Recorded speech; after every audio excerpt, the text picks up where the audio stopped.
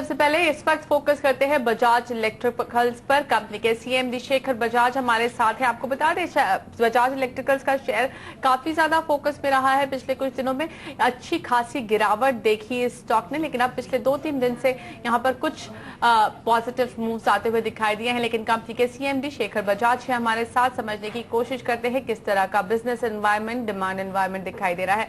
Mister Bajaj, बहुत बहुत स्वागत है सीएनबीसी आवाज पर आपका। हमने आपके एक और कॉम्पिटिटर या फिर पीयर ग्रुप से समझा कि शायद डिमांड पिकअप उतना ज्यादा नहीं है। आपके हिसाब से किस तरह का डिमांड पिकअप दिखाई दे रहा है? क्या आपको भी वो चैलेंजेस दिखाई दे रहे हैं जो कि बाकी आपके पीयर्स को दिखाई दे रहे हैं? मार्केट में तो कंपटीशन तो बढ़ ही रहा है, उसमें तो कोई सवाल ही नहीं है। पर जो समझने की बात है कि सेकेंड क्वार्टर में और अभी नवंबर तक भी क्योंकि अभी तक ठंड पड़ी नहीं है, तो हमारे जैसे स्मॉल अप्लायंसेस हैं तो उसमें वाटर हीटर, रूम हीटर, ये सब का सेल जो है वो बढ़ा नहीं है। क्योंकि अभी तक जैसे कल के पेपर में आया है कि बम्बई में अभी भी दिसंबर में समर चल रहा है। तो अगर इस टाइप का सिचुएशन होगी तो वो हम एक्सपेक्ट करते हैं नेक्स्ट 1 वीक 10 डेज में वो कोल्ड वेव आएगी तो अचानक डिमांड पिकअप करेगी। जनरली ये जो ऑयल प्राइसेस गिर रही है और कमोडिटी प्राइस गिरने से डिमांड पिकअप होना चाहिए। मैं मानता हूं कि डबल डिजिट ग्रोथ दिसंबर ऑनवर्ड होनी चाहिए।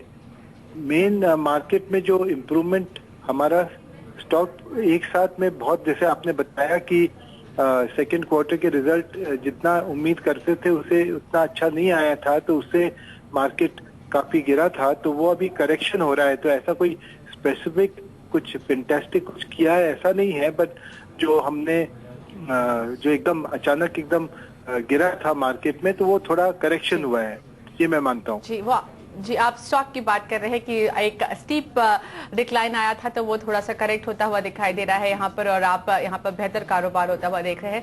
लेकिन मिस्टर बजाज, डिमांड सिचुएशन पे ही फोकस करते हैं। आप कह रहे हैं कि आप उम्मीद कर रहे हैं डिमांड यहाँ से पिकअप होती हुई दिखाई देगी, लेकिन जब हम Q1 में थे, Q2 में थे, तो हमारी जो उम्मीदें थी वो काफी ज्यादा थी।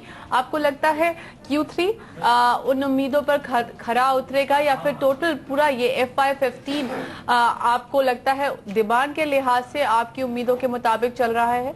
नहीं, उम्मीद के मुताबिक नहीं चल रहा है। इसीलिए क्या हुआ कि उस हिसाब से हमारा जो इन्वेंट्री लेवल भी बढ़ गई, क्योंकि जो सेल एक्सपेक्ट किया था वो हुआ नहीं, तो उससे इन्वेंट्री भी बढ़ गई। हमारा जो फिक्स कॉस्ट बढ़ा हुआ है, तो हमारा जो इन्वेंट्री कैरिंग कॉस्ट बोल दो या अपना फिक्स कॉस्ट है, वो लोअर टर्नओवर पर होने के कारण जो ग्रोथ हम 20% चाह रहे थे, वो अगर सिंगल डिजिट या लो डबल डिजिट होगी तो ऑटोमेटिकली आपका कॉस्ट बढ़ने से आपका प्रॉफिटेबिलिटी गेट्स इम्पैक्टेड। तो वही हो रहा है। तो पर अभी जो देखने में आ रहा है कि फोर्थ क्वार्टर में थोड़ा इम्प्रूव हुआ है।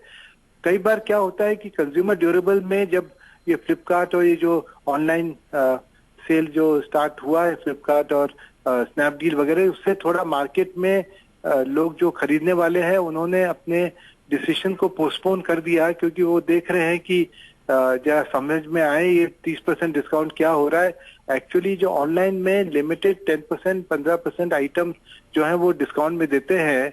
जनरली जो और आइटम्स हैं वो मार्केट प्राइस से। ई कॉमर्स बिजनेस आपके कारोबार पर इम्पैक्ट कर रहा है, क्योंकि लोग शायद वेट कर रहे हैं डिस्काउंट्स का, अपने डिसीजन पोस्टपोन कर रहे हैं। क्विकली एक सवाल आपसे यहाँ पर एलईडी पर भी लेना चाहेंगे। पिछले कुछ दिनों में एलईडी पर काफी ज्यादा फोकस रहा है। क्या आपको लगता है एलईडी आपके मार्केट शेयर को इम्पैक्ट कर रहा है? क्या आप एलईडी कारोबार में हैं और कितना बड़ा बिजनेस मानते हैं आप उसको?